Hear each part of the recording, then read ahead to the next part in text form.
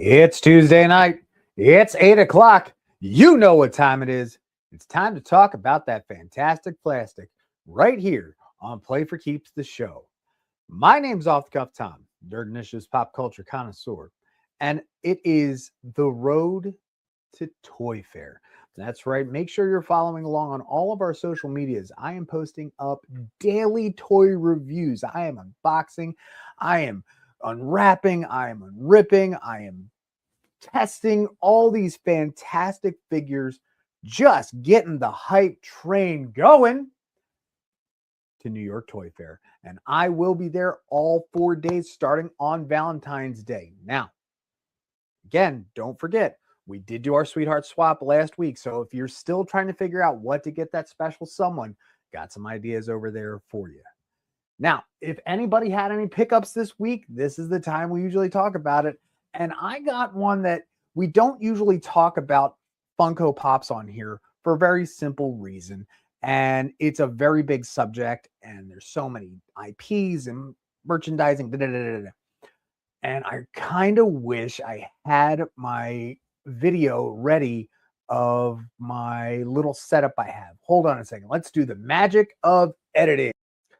Like I've said before, we really don't talk about Funko on here unless, we're just collecting for our own personal thing. So I'm going to show you a quick little video. This is my own personal collection. These are right in my kitchen. We collect food figures, and some of them make sense, some of them don't. Yeah, we got all kinds of stuff. But the newest one that I got, and you saw it right there at the beginning, I got Powdered Toast Man. I mean, it's Powdered Toast Man from Ren and Stimpy. I was really happy to get this.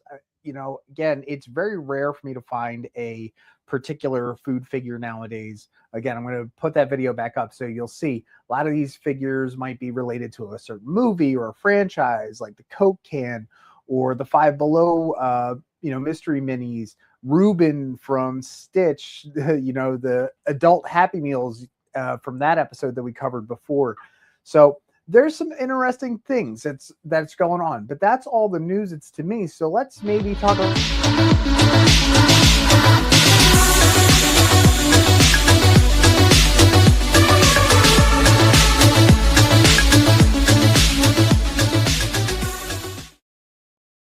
I'm telling you, my editors just love the fact of cutting me off when I'm talking about this. So toy news is going to be really light because this whole episode is kind of toy news and kind of what's the hype that we're talking about here. So big things came out from Super 7, and that's kind of going to be the main gist that I'm talking about here. But we've got from Super 7, we've got 4 franchises they've announced that they're going to be doing collabs with.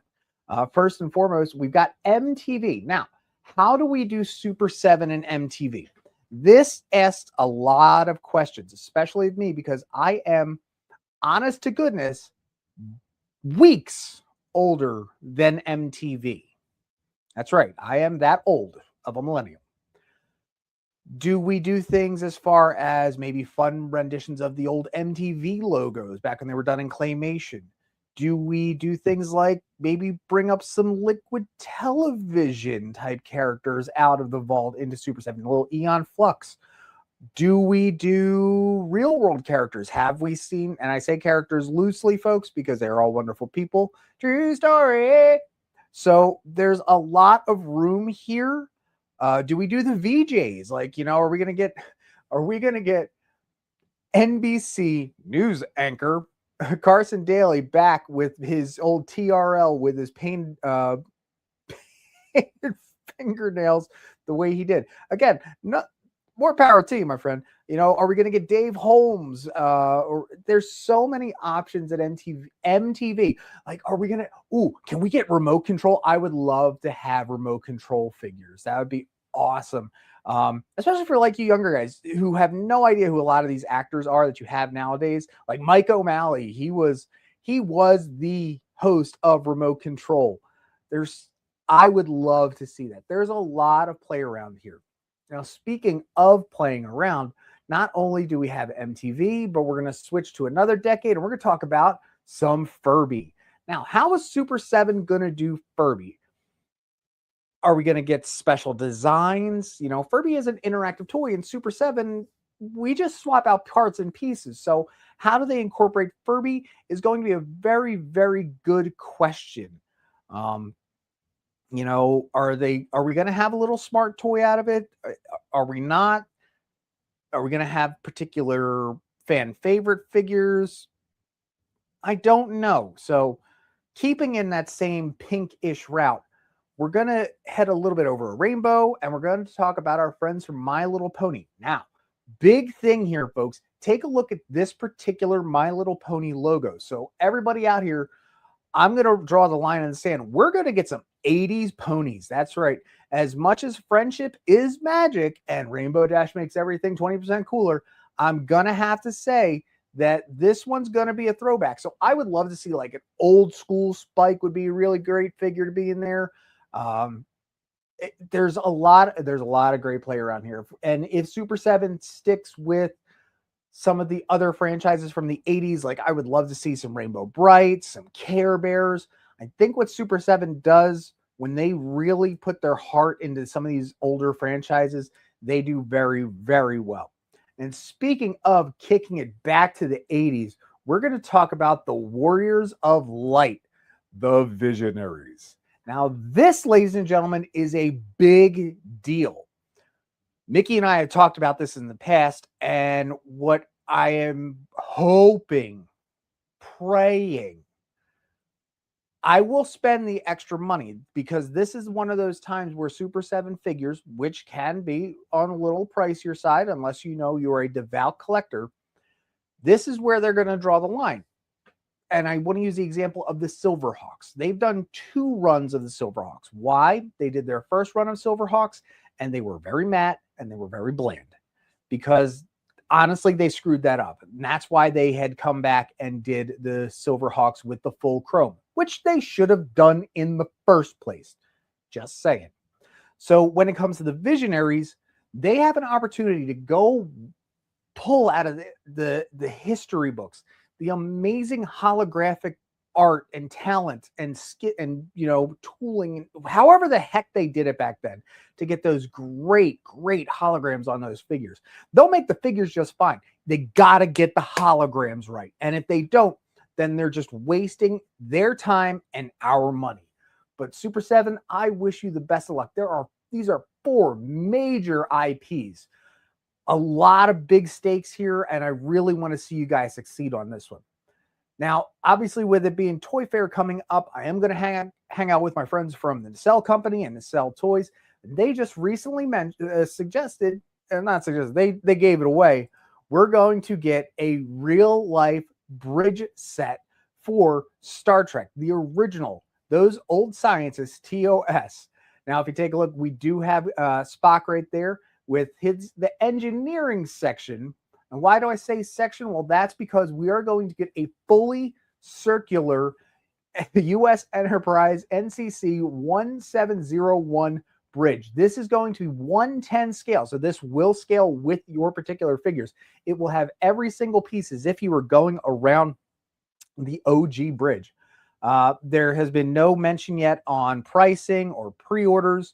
On top of that, we do really want to mention the fact that, you know, the Nacelle Company has done so well being extremely transparent with what's going on in regards to their quality control. And again, I want to give them the major amount of kudos, the largest round of applause we absolutely can give them, because it's here, applause. So again, round of applause for them for what they're doing over there and being so transparent. I've seen a lot of feedback from folks out in the community. They're doing wrong, but the fact that they're not just throwing the figures out there and saying, oh, well, too bad, so sad, taking the time, redoing it, quality controlling with more quality control on top of it means the world, because these are figures from fans for fans. I will say that till I'm blue in the face. From fans for fans. So I can't wait to see what's going on with them and what's in the box. What's in the box at New York Toy Fair? I think we're going to get finally reveal what that 2 set was that we talked about during New York Comic Con. So that's really everything we've got going on in toy news. Now, the reason we're here tonight is we're talking about the upcoming New York Toy Fair. It's going to be February 14th to 17th at the Jacob K. Javits Center in New York City. Yours truly will be down there representing Nerd Initiative.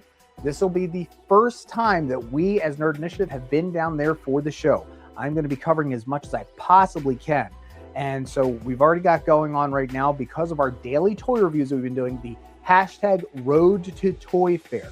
So make sure, everybody, that if you catch anything as far as Nerd Initiative is concerned, and especially with us going to Toy Fair, make sure you tag Nerd Initiative and hashtag Road to Toy Fair. Once we're there, it's going to be NI at Toy Fair. Either way, we're going to just run that hype train and let them know that Nerd Initiative is there. And when we play for keeps. See, I cut it in there a little early today. So what are some of the things that I'm looking forward to going down there? You know, this is a little bit of an anecdotal one for today. So I do have a few companies lined up, ready to go. We've got some things I'm not going to give away. Obviously, Nacelle, we're going to go see. Kayou, we're going to talk to them again. If you followed along New York Toy Fair 2024, I did get a chance to go talk to my friends at Bandai. I know we've got something working out with them. There's another franchise, another company with an IP that goes back to when I was a child. I am not going to give away what that one is, but I'm really looking forward to seeing what they're going to offer at the show. So going around, just talking about the different IPs that we have done here on the show before, some of the things I'm looking forward to. So let's start off with Bandai. All right. I would love to see what they're doing, particularly with Kamen Rider Zets. If you're not familiar, Kamen Rider Zets is now the first simulcast Kamen Rider series out of Japan. It worldwide every single Saturday at 9 o'clock Pacific time in the US, and you can watch it completely subbed. And I want to see what they're going to do with that. A few years ago at New York Comic Con, they had this huge Kamen Rider thing. It was great. It filled my heart as a Power Ranger fan, because I have always said that Kamen Rider is Power Ranger's cooler older cousin. That's it. It's not the gritty darkness that everybody likes to go with. It's the cooler older cousin, because this is still a series for 10-year-olds.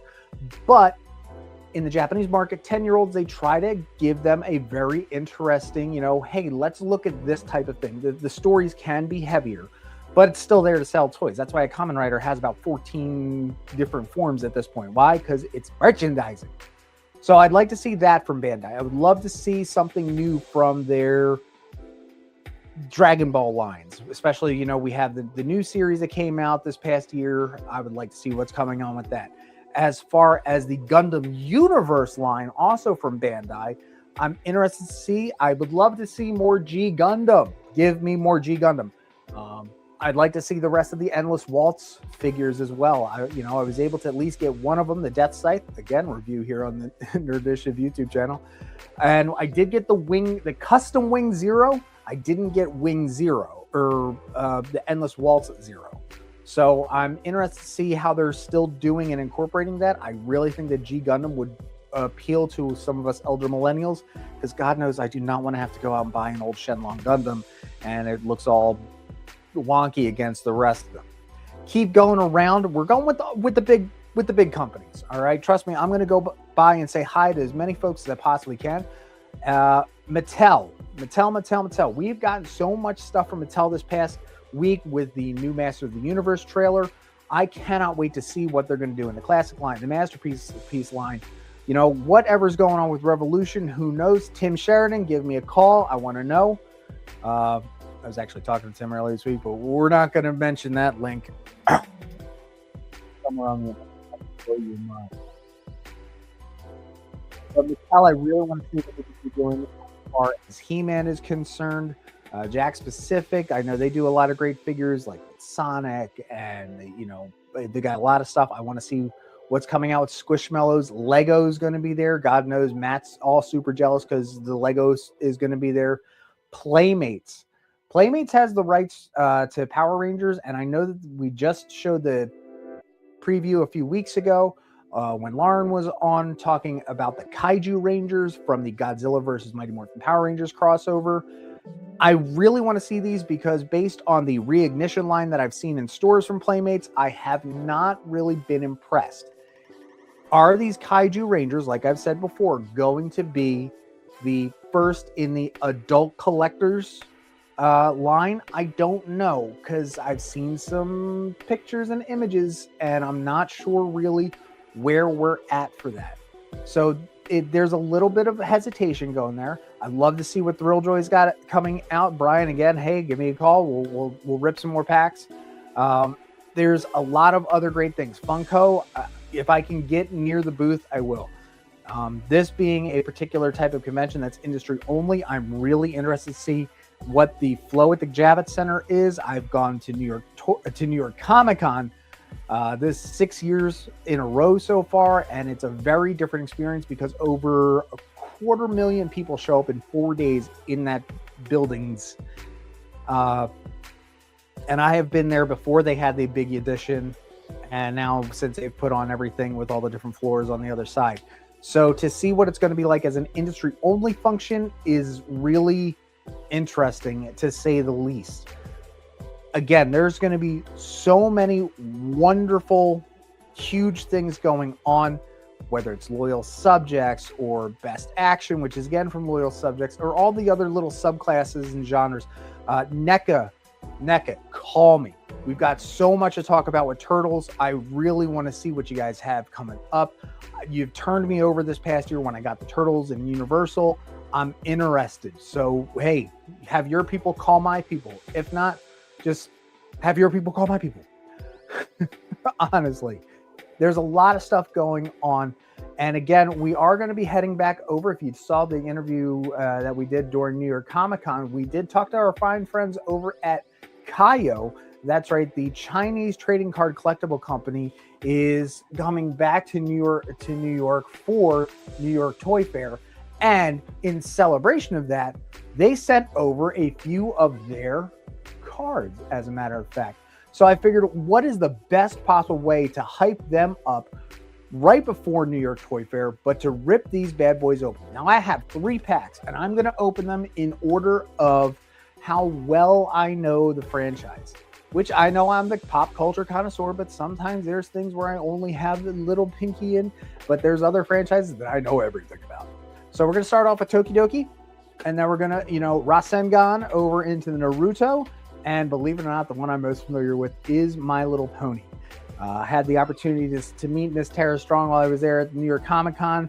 Got a great picture. I do have a card somewhere floating around here with her signature on it, and I got to get that sleeved.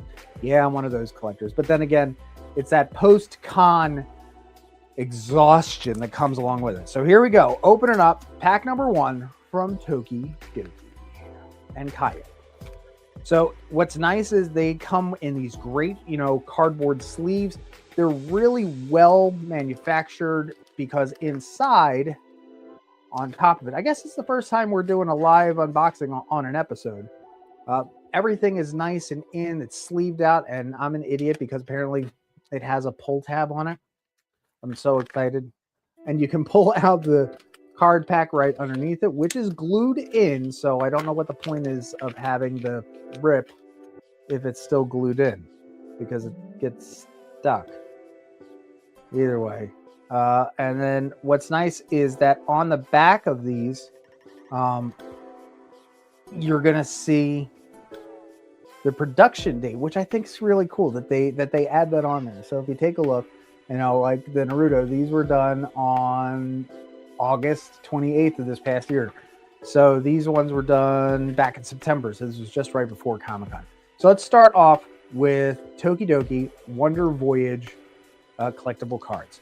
Now, the great thing about that I saw with the Kayou cards is they take the care into the production of the cards. And what I mean by that is some cards are on a really heavy cardstock. Some of them are on a vinyl. Some of them, are translucent, transparent. So they're not your average cards that you get. These are collectibles for the sake of being collectibles themselves, not, hey, gotta catch them all kind of idea. I mean, yeah, you want to catch them all, but No, these are really, really nice cards. So starting off, we have Dulce, a cute little card. Now, again, I'm not entirely sure about who all these characters are. And then on the back, sincerity is your superpower. I like how they got the little sprinkles and everything, and you got the Kayou and the Tokidoki up there. So you know exactly which brand. And we've got Dreamer. And Dreamer, look at that. Yeah, there's a little bit of foil on here, trying to give it a little shine and shimmer. And then remember, Dreamer reminds you, it's just one step at a time. After that, we have mozzarella with milk.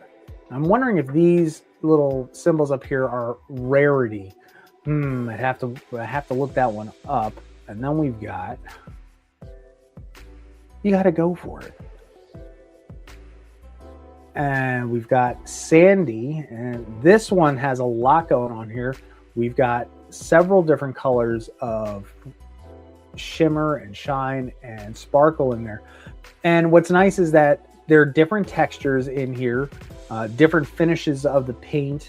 And not only that, still have the holographics if you look, on there. I like it. I wonder what the deal is, why there's a barcode on here. There's, again, a lot of questions. Now, like I said, they make vinyl cards as well. There we go. Right there. Now, there's nothing on the back. And the reason they make these is when you take a character like Sugarina, who I'm just holding up here, all right, one of our rock music stars, well, let's put her on stage just a little bit. So you can put them together and give them a little frame. I like this. This is such a great idea. Again, a fantastic idea. This has a TR on it, so again, these are rarities. I think when I'm done this pack, I'm going to pull up what the rarities are. But yeah, this is cute. I like this. And then we've got an SRs, so I'm assuming these are super rares. And we have Sandy again, who was on the last card. And, everything, it's all Oishi. I like it. And then last but not least, we have Teddy Freeze. There's a very light amount of sparkle on this, which I like because it's much different than, say, the type of sparkle that we got on this. So they're putting the effort into the cards to give you different textures, to give you something that draws the eye. So I'm going to try and sparkle these just a little tiny bit. But yeah, there's a lot of big chunky sparkles up in here. And this is a really nice, fine one. So yeah, give me just 1 second, and I'm going to pull up a list of exactly what the rarity on these cards are. Okay, so jumping back in, this is how I got them now in order of rarity. So it's R's first. Now we're doing the Tokidoki line specifically.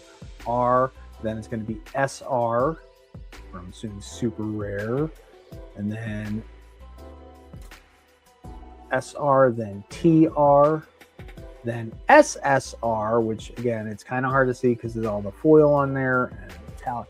And then it's the last one is CR. So that's what I got in the Tokidoki pack. So I'm going to use that as my litmus test for what the heck rarity is. I jumped down the rabbit hole. Oh, Naruto. All right. Let's get a little Hidden Leaf Village power going on in here. See what we can do. All right, rip that bad boy open. Again, if you've got the rip on there, why do you need the glue? It's well secure. Yeah. Here we go. Oof. Oof. All right. And again, I'm not sure if like other card packs, you're supposed to open it up and then shuffle this and like Pokemon cards so you get your rare or your hollow at the end. I'm just opening these up and going for it. So this is Series 1 of the Naruto cards. I have heard that there are some massive collectors out there. I think that these are going to be in... Yes, they are. These are in order. So, starting off, we have a rare. That's right. Now, specific spots and stories, I'm not sure. This is Demon in the Snow. We've got the Broken Seal. Again, an R on that. Up next, we've got... Okay, some of these foils make it a little hard to see on here. But yeah, we've got the Hiruzen Saratobi. I know this one. It's Sasuke Uchiha. You can't go wrong there. And with the SSR on there, so super, super rare. Followed up by Zambuza Momochi. I'm sorry, I never got that far in Naruto, folks. So if I'm wrong, I apologize. 1010 UR, I'm assuming ultra rare. And I like how we've got the two different styles on here. It's really nice. Like I said, these are nice, thick, heavy cards. And then we've got these great portraits. These are straight captures from the show itself. There is, not that I can see, because I'm blind as heck as well. You know, we have to have mood lighting. If there's any rarity on these. But I know that these ones were going a little bit higher than most. Yeah, these are nice. These are gorgeous, nice, heavy. There is still some foil in there. You can see their headbands shining there. Obviously, Rock Lee, he's got his right there with those famous weighted boots. What an episode that was when they finally took them off. Now it's time for a little bit of magic. That's right, folks. It's My Little Pony. Everybody, here we go. We're hoping that I'm going to get a little Rainbow Dash. Life's going to be 20% cooler. I'm looking forward to this. So here we go. Don't worry, I'm a trained professional to do this. Starting off, I think it's hilarious that the rare card to start off with is Rarity. Up next, we've got Zebra Pony, Zecora. Very pretty. I like that one. Again, we've got right there the one and only, why do I know her name, but it's very hard to see it. Starlight Glimmer. It's very fine right here. You can see it if you're really looking hard. Yes, I am 20% cooler. I got Rainbow Dash. I got Rainbow Dash. Yes, I am very happy for Rainbow Dash. As an SR card. Up next, we've got... Oh, now this is when they started doing these little extra lines. Rarity, and it's done as the 5 of Diamonds. Again, you can take a look on Nerd Initiative's Kayou New York Comic Con, where I had all these cards up on display. This is beautiful. I like that. And this is so rare or uncommon. There's no symbol as to what it is. So I have to look this one up. After that, Pinkie Pie. Again, really nice. This is one of their music ones. And if you put all the cards next to each other, I believe certain particular runs of them have a theming. You can actually put them all together. Ooh. Ooh. Whoa. I'll be back to that. And of course, if you can't have My Little Pony without Princess Twilight Sparkle. This is beautiful the way it's done. I like this. It's got nice shimmer on the outside. If you take a look, see that really fine hollow there where there's a little bit of glitter in there as well. Again, this is a LSR Princess Twilight Sparkle. That is, let me check because I've got my listing here. No, that one is for the Tokidoki. I don't have the list for My Little Pony. So I'm assuming limited, special, rarity. Again, Kayou, you need to put a legend out for these. I'm sorry. Hopefully we can get a better idea. And then lastly, we have another portrait card. This is called Tit for Tat. Wow.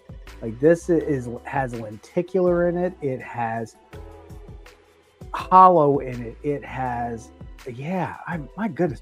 When was the last time you saw a lenticular card that moves? I gives it that sense of depth. I love this.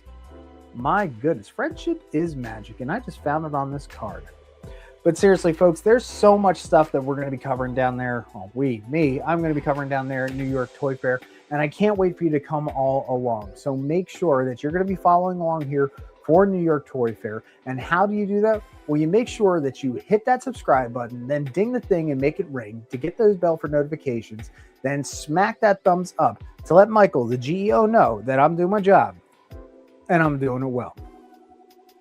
Again, this is Tuesday. It is a 2 for Tuesday. So these two figures right here from RoboForce from the Nacelle Company, make sure to come back on here and rewatch that fantastic toy review that's going to be up, and all the toy reviews at the hashtag Road to Toy Fair right here on Nerd Initiative.